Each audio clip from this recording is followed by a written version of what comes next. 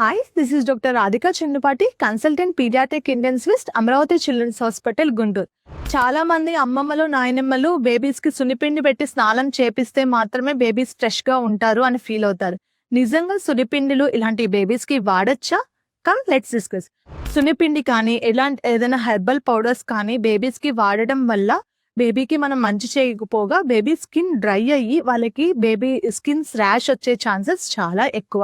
కానీ grand mothers ఏమంటారు, చిన్నప్పుడు మేము మీకు వాడలేదా, అప్పుడు వాడిన వాళ్ళు అప్పుడు ఏమవుంది, ఇప్పుడు ఏమవుతుంది అని అడుగుతారు. కానీ ఒకప్పుడు మనకు దొరికే హెర్బల్ పౌడర్స్ అన్ని దాదాపుగా ఆర్గానిక్ ఆర్ ఇంట్లో కొట్టించుకున్న పౌడర్స్ మాత్రమే దొరికాయి.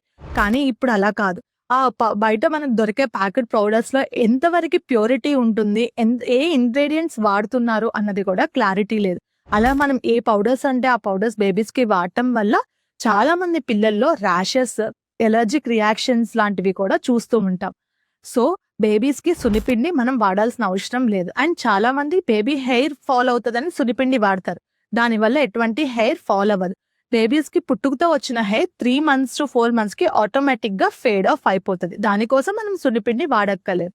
బేబీస్ కి బేబీ వాషెస్ కానీ బేబీ సోప్స్ మాత్రమే వాడుకోండి. హెర్బల్ పౌడర్స్ అలాంటివి అవాయిడ్ చేయండి. And stay safe. Thank you.